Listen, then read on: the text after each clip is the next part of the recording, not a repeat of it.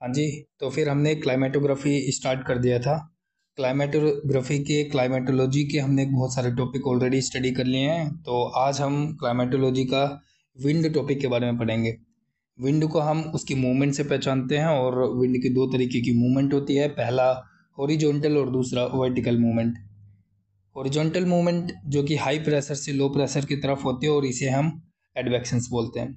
बल्कि जो vertical movement होती है ये लो प्रेशर से लेकर हाई प्रेशर की तरफ जाती है और इसे हम कन्वेक्शन बोलते हैं।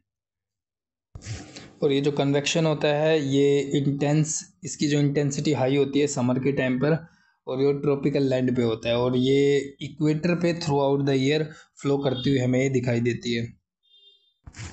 अब हम देखेंगे कि कौन कौन से फैक्टर है जो विंड को मॉडिफाई करते हैं।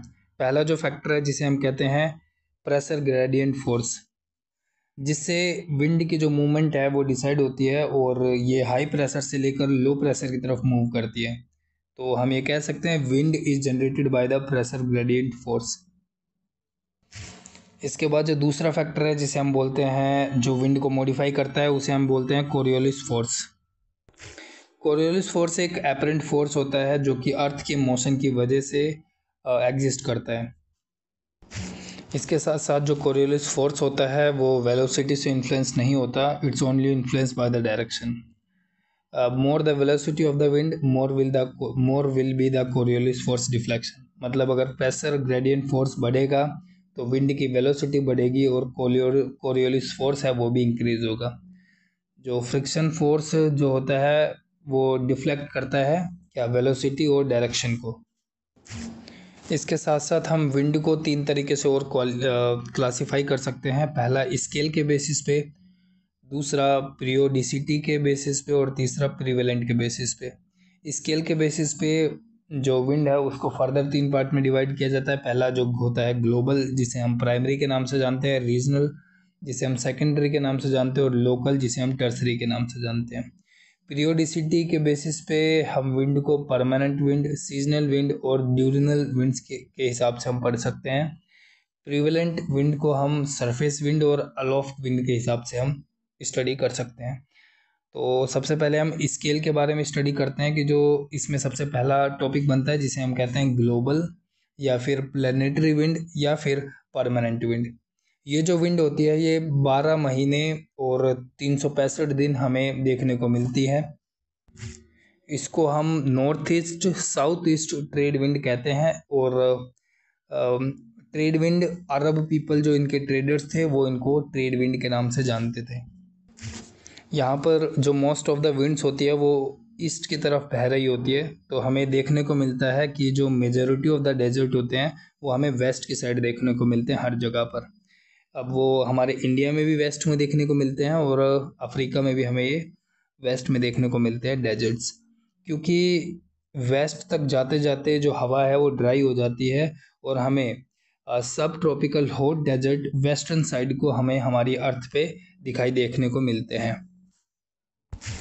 इसके साथ साथ यहाँ पर जो नॉर्थ ईस्ट और साउथ ईस्ट विंड है जहाँ पर एक दूसरे से मिलती है वहाँ पर एक अजीब तरीके का डोलड्रम हमें देखने को मिलता है और ये डोलड्रम हमें 2 डिग्री से लेकर 5 डिग्री के बीच में देखने को मिलता है। यहाँ पर वेरिएबल कंडीशन देखने को मिलती है, या तो यहाँ पर वेदर क्लाम मिलता है या फिर डिस्टर्बिंग मिलता है। डोलड्रम जो है वो बेटर हमें देखने को मिलता है पानी के ऊपर, लैंड के ऊपर हमें डोलड्रम देखने को नहीं मिलता, बहुत कम देखने को मिलता है देन कंपेयर टू वाटर।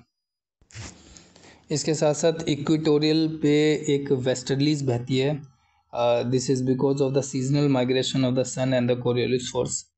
ये जो विंड होती है हमें नॉर्थ ईस्ट और साउथ ईस्ट दिखती है, तो जिसकी वजह से हमें वेस्टर्लीज बहती हुई भी इक्वेटोरियल लोकेशन पे हमें वेस्टर्लीज बहती हुई भी दिखाई देती हैं। इसी वेस्टर्लीज की वजह से हमें नॉर्थ अमेरिका के वेस्ट कोस्ट पर, साउथ अमेरिका के वेस्ट कोस्ट पर और न्यूजीलैंड के वेस्ट कोस्ट पर टेम्परेट एवरग्रीन फॉरेस्ट देखने को मिलते हैं बिकॉज ऑफ द वेस्टर्लीज। इसके साथ साथ एक कॉन्सेप्ट होता है जिसे हम कहते हैं एटमॉस्फेरिक रिवर। इस एटमॉस्फेरिक रिवर में जो नॉर्थ ईस्ट और south east trade wind west Pacific में ज़्यादा गर्म पानी भेजने लगते हैं, जो मॉडिफाई होके एटमॉस्फेरिक रिवर को कंस्ट्रक्ट करते हैं। इसके साथ साथ हमने ये पढ़ लिया कि मोस्ट ऑफ द टाइम जो वेस्ट है हमें उस वेस्ट में हमें डेजर्ट देखने को मिलते हैं। लेकिन अगर हम बात करें जो सेंट्रल एशिया के जो डेजर्ट है, जैसे कज़ाक डेजर्ट, गोबी डेजर्ट और एशिया के बीच में बनने वाले डेजर्ट, ये क्यों बन रहे हैं डेजर्ट? इनका जो जो लैटिट्यूड है वो 40 से लेकर 55 नॉर्थ में मिलता है, और फिर भी हमें यहाँ पर डेजर्ट देखने को मिलते हैं।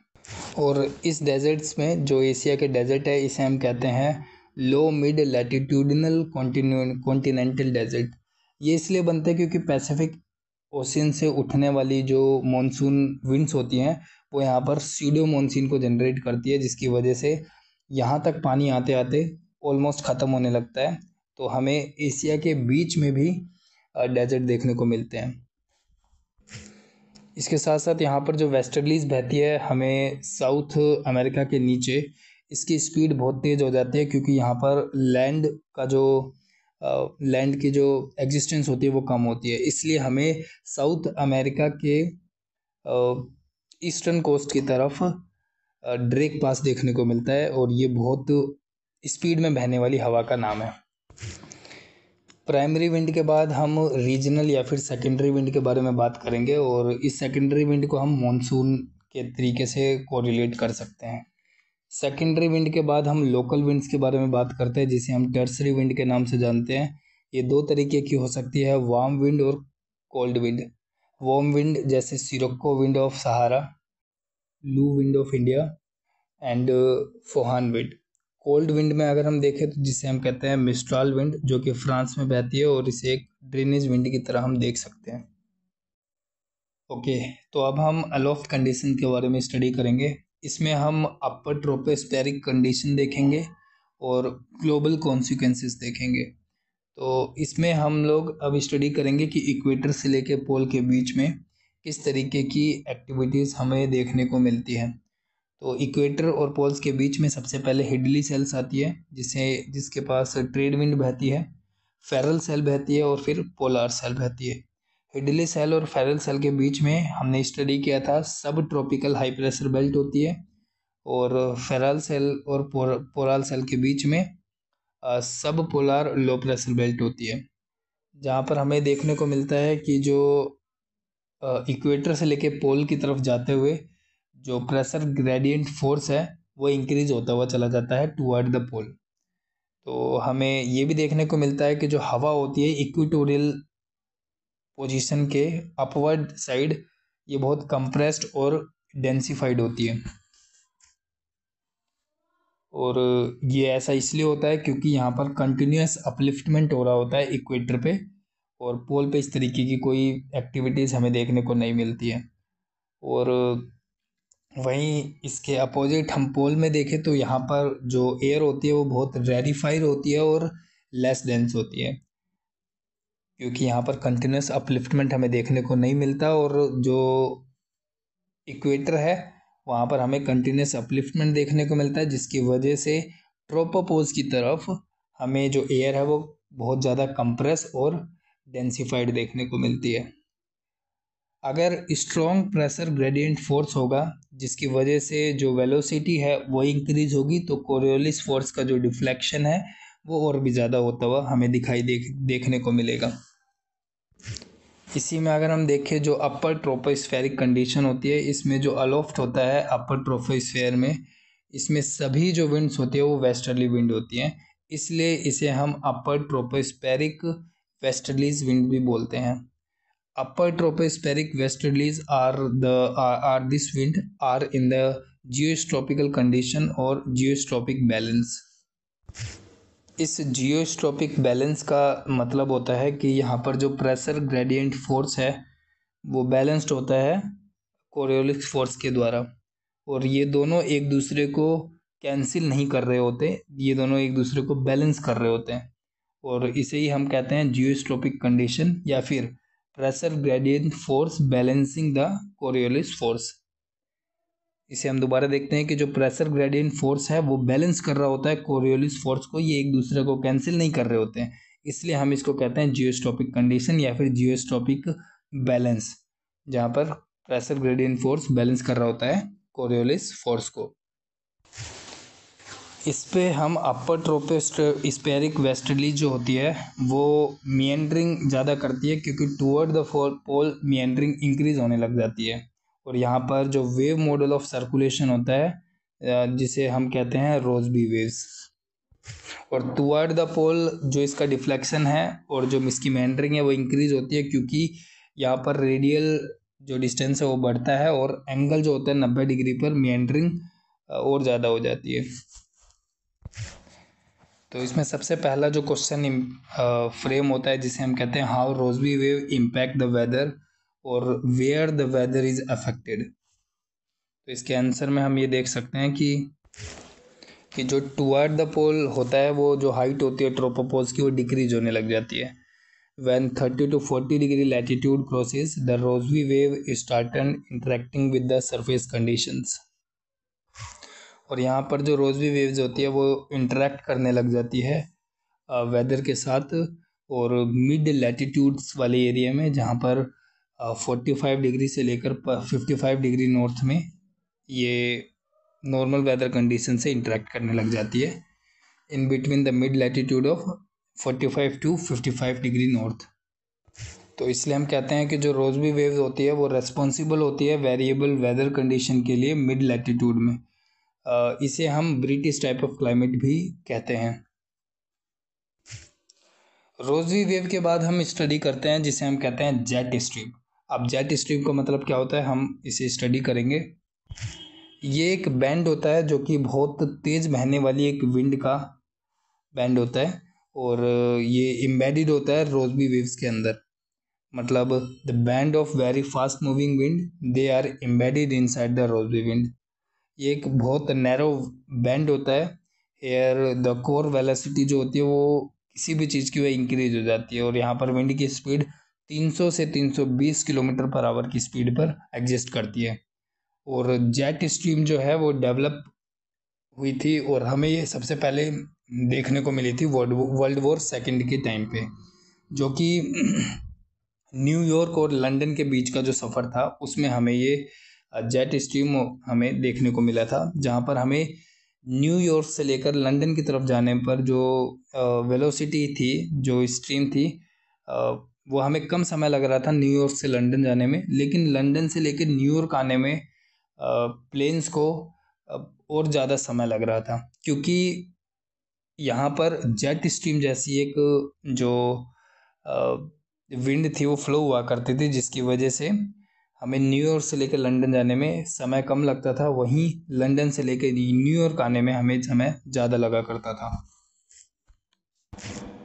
इसी में हमें वर्ल्ड में दो टाइप की जेट स्ट्रीम्स देखने को मिलती हैं। पहला परमानेंट जेट स्ट्रीम और दूसरा सीजनल या फिर temporary jet stream. Permanent jet stream हमने सबसे पहले ऑब्जर्व करी थी during the world war second. तो हमने ये नोटिस किया था कि अगर हमें ईस्ट से वेस्ट की तरफ फ्लाई करना है या मूव करना है तो हमें जो जेट स्ट्रीम का जो पाथ है उसे अवॉइड करना चाहिए। और इसी का उल्टा अगर हम वेस्ट से ईस्ट की तरफ फ्लाई कर रहे हैं तो हमें जेट स्ट्रीम का जो पाथ है उसको अलाइन कर लेने से जो प्लेन की स्पीड होती है वो इंक्रीज हो जाती है। देयरफॉर जो जेट स्ट्रीम है उसे हम यूज करते हैं as a global aviation sector. इसके साथ साथ हम परमानेंट जेट स्ट्रीम को अगर हम डीपली स्टडी करें तो ये हमें जैसे 0 डिग्री पे इक्वेटर और सब ट्रॉपिकल वेस्टर्ली जेट स्ट्रीम जो कि 30 से 35 डिग्री नॉर्थ पे बहती है, और एक बहती है सब ट्रॉपिकल वेस्टर्लीज जेट स्ट्रीम जो कि 30 से 35 डिग्री साउथ में हमें देखने को मिलती है। ये हमें हिडली सेल और फेरल सेल के बीच में देखती है, क्योंकि यहाँ पर जो टेम्परेचर और प्रेशर जो है वो बहुत कंट्रास्ट होता है और यहाँ पर बहुत ज़्यादा हाई होता है due to the boundary of the Hadley cell और Ferrel cell. Here the Rossby wave velocity increases. That's why the first jet stream of the world around the world is between the 30 to 35 degree north and the south 30 to 35 degree at this margin, at the margin of Hadley and the Ferrel जो हमने already study कर लिया था। तो यहाँ पर रोजबी wave जो होती है मतलब एक एक्स्ट्रा पेस पकड़ लेती है। यही रीज़न है कि एक्स्ट्रा पेस पकड़ने का, क्योंकि एक मार्जिन पे है फेरल सेल और हेडली सेल के। ओके, तो अब हम देखेंगे कि जो सब ट्रॉपिकल वेस्टर्लीज जेट स्ट्रीम जो है उसको मॉडिफाई करने वाली जो फैक्टर है वो क्या है ग्लोबल क्लाइमेट के लिए।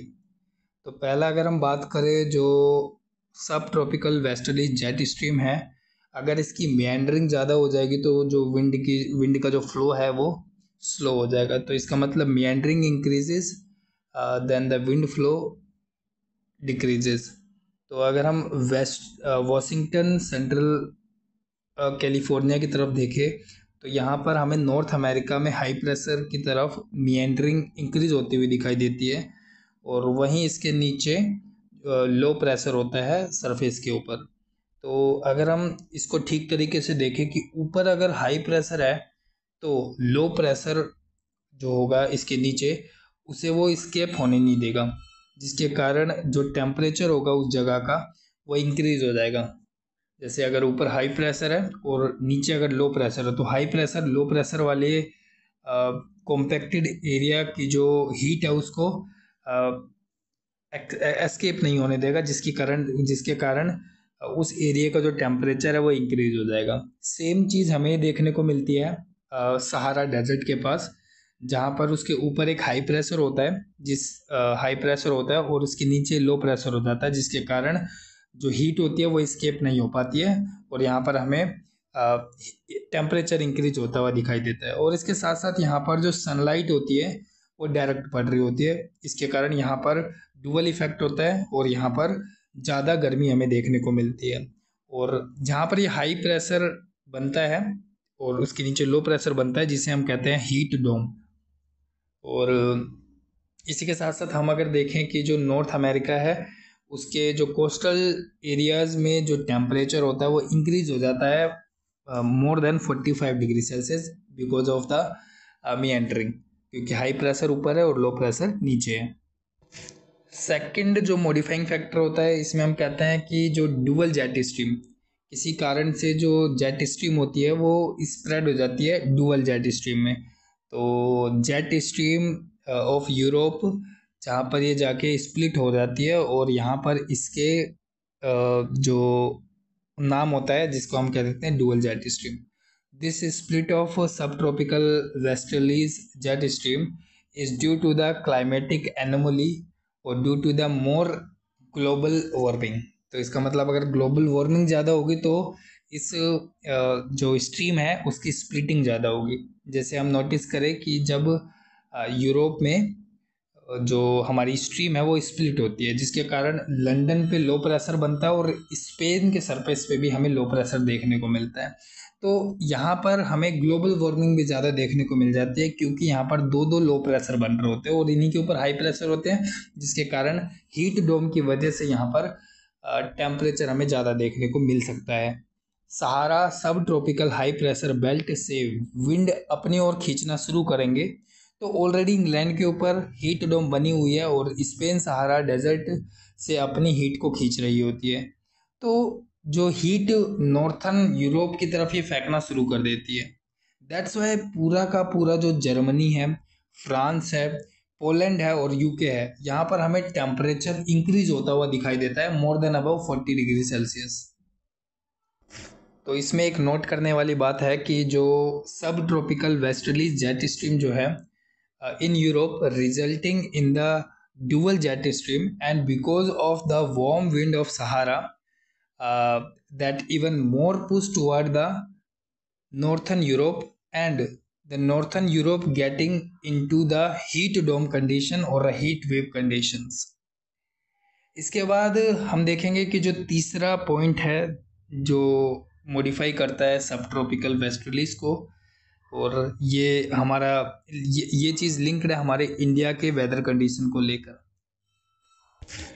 तो इससे ऊपर हमने पढ़ा था कि जो यूरोप का जो स्प्लिट था वो टेम्परेचर और प्रेशर की कंडीशन के कारण हुआ था, लेकिन इंडिया का जो स्प्लिट होता है ये एलिवेशन की वजह से होता है, क्योंकि जो पामेर माउंटेन है उसका एलिवेशन बहुत ज़्यादा है, जिसकी वजह से जो सब ट्रॉपिकल वेस्टर्ली जेट स्ट्रीम है वो स्प्लिट हो जाती है दो भागों में।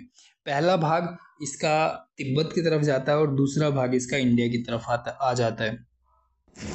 तिब्बत की तरफ जाने वाला जो वेट सब ट्रॉपिकल वेस्टर्न जेट स्ट्रीम है वो वीक होती है, वेयर एज जो इंडिया में आने वाली जो स्ट्रीम होती है वो स्ट्रॉन्ग होती है। इसमें सब ट्रॉपिकल वेस्टर्ली जेट स्ट्रीम जब मेडिटेरियन सी के ऊपर से आएगी तो यहाँ विंड का डिफरेंस, विंड जो है वो डेप्रिसिएशंस लाएगी। तो इस डेप्रिसिएशंस की वजह से ये जो हवा है ये इंडिया के ऊपर से बहती हुई जाएगी और विंटर में भी ये इंडिया के अंदर रेनफॉल ले आएगी, जिसे हम कहते हैं वेस्टर्न डिस्टर्बेंस। तो वेस्टर्न डिस्टर्बेंस की वजह से इंडिया के अंदर रेनफॉल हमें देखने को मिलता है। तो इससे हमारा जो विंटर मॉनसून है वो आता है। तो इस मॉनसून में जो वीट की क्रॉप जो है वो लिंक होती है, क्योंकि यहाँ पर जो वीट का क्रॉप होती है वो लगभग हमें लिंक होती हुई दिखाई देती है। इसी के साथ साथ हमें ये भी देखना होगा कि जो वेस्टर्न मेडिटेरियन सी का अगर टेम्परेचर इंक्रीज होता है तो हमें वेस्टर्न डिस्टर्बेंस ज़्यादा देखने को मिलती है। तो इंडिया के अंदर रिकॉर्ड फ्लडिंग देखने को मिली थी इस बार हमें 1, 2 और 3 जुलाई को 2023 में। इसी के अपोजिट अगर हम 2024 की बात करें, जो वेस्टर्न डिस्टर्बेंस था वो कम हो गया था, जिसके कारण हमें कश्मीर के अंदर भी स्नोफॉल देखने को नहीं मिला। तो इससे हम नोटिस कर सकते हैं कि जो सब ट्रॉपिकल वेस्टर्लीज जेट स्ट्रीम जो है वो हमारे इंडिया के मॉनसून के साथ लिंक्ड है। और हमने ये भी देखा कि हॉट एयर अगर बढ़ेगी तो मेंडरिंग इंक्रीज होगी और मेंडरिंग इंक्रीज होने से वेदर कंडीशन अफेक्टेड होते हैं। अगर ज़्यादा हॉट कंडीशन हो जाती है तो इसकी मेंडरिंग और ज़्यादा हो जाती है, जिसके कारण ये मेडिटेरियन सी के ऊपर से भी नहीं जा पाती और इंडिया में हमें ये मॉनसून देखने को भी नहीं मिलेगा। इंडिया की स्प्लिटिंग होती है is that because of the Pamir mountain. तो हमने ये नोटिस किया कि due to the increase in temperature the warm air become comes from the northern pole and the southern part is lead to increase the intensity of the meandering of the subtropical western jet stream. Then the subtropical western jet stream are not able to bring the western disturbance. The subtropical western jet stream the meandering sea के ऊपर से जो meander होता है वो नहीं हो पाएगा, जिसके कारण जो ट्रैवलिंग का जो जो जो डिफ्रीवेशन है वो ट्रैवलिंग नहीं कर पाएगा और ये हवा को उठा के नहीं ला पाएगी, जिसकी वजह से जो वेस्टर्न डिस्टर्बेंस है विंटर में वो डिक्रीज हो जाएगा। तो इंडिया ना तो रेनफॉल देख सकेगा और ना तो स्नोफॉल देख सकेगा। हमने फर्स्ट परमानेंट जेट स्ट्रीम देख ली, तो अब हम देखेंगे सेकंड परमानेंट जेट स्ट्रीम, जिसका नाम है सब पोलार वेस्टर्लीज जेट स्ट्रीम, मतलब SPWJ। सब पोलार वेस्टर्लीज जेट स्ट्रीम जो है वो 60 to 65 डिग्री नॉर्थ में देखने को मिलती है और 60 to 65 डिग्री साउथ में वाटर और ओशियन ज़्यादा है, तो जिसकी वजह से हमें वहाँ की चीज़ों को स्टडी करने का कोई ज़्यादा मतलब नहीं बनता है। हम नॉर्थ के बारे में ही स्टडी करेंगे। और इसी जेट स्ट्रीम के पास हमें आइसलैंडिक लो देखने को मिलता है और कोल्ड एयर जो है वो परमाफ्रॉस्ट के रीजन से हमारे इस रीजन में आती है। तो Rossby wave and the subpolar westerly jet stream is responsible for the induction of temperate cyclone. तो हमें इसी एरिया में देखने को मिलता है कि पोल के सरफेस पे हाई प्रेशर और पोल के ऊपर लो प्रेशर होता है और this high pressure and low pressure is almost permanently fixed because pole पे इंसुलेशन रिसिप्ट काफ़ी कम होता है। So if you go aloft at the pole then low pressure पर जो एयर का जो कॉन्टिन्यूस सर्कुलेशन है वो हमें देखने को मिलता है, जिसे हम कहते हैं पोलर वोल्टेक्स। पोलर वोल्टेक्स बेसिकली एक कंटिन्यूस सर्कुलेशन होता है पोल की तरफ, जो कि विंड वेस्ट से लेके ईस्ट की तरफ एक सर्कुलर मोशन में मूव करती है विदाउट एनी ब्रेक। तो हम इसे कहते हैं पोलर वोल्टेक्स। और it keep the polar vortex circulate over the pole throughout the year. अगर subpolar westerly jet stream ज़्यादा मेंडरिंग करेगी तो जो पोलार वोल्टेक्स है वो टूट जाएगा और पोल की तरफ जो कोल्ड एयर है वो नॉर्थ अमेरिका की तरफ आने लगेगी और नॉर्थ यूरोप की तरफ ये आने लगेगी। तो परमानेंट के बाद हम पढ़ेंगे टेम्परेरी सीजनल जेट स्ट्रीम। जैसे इसमें सबसे पहली जेट स्ट्रीम आती है पोलार नाइट जेट स्ट्रीम, दूसरी ट्रॉपिकल ईस्टर्ली जेट स्ट्रीम, तीसरी Findlater and Somali jet stream. Polar jet stream ये 6 महीने ये हमें वहाँ पर देखने को मिलती है पोलर एरिया में, जहाँ पर 6 महीने का दिन होता है और 6 महीने की रात होती है। और यहाँ पर जो टेम्परेचर होता है -16 डिग्री सेल्सियस से लेकर 17 डिग्री सेल्सियस -17 डिग्री सेल्सियस तक हमें देखने को मिलता है। और ये जो जेट स्ट्रीम है हमें 3 से 4 महीने देखने को मिलती है थ्रू आउट द ईयर। और जो दूसरी जेट स्ट्रीम है जिसे हम कहते हैं ट्रॉपिकल ईस्टर्ली जेट स्ट्रीम और सोमाली जेट स्ट्रीम या फिर फिंडलेटरल जेट स्ट्रीम।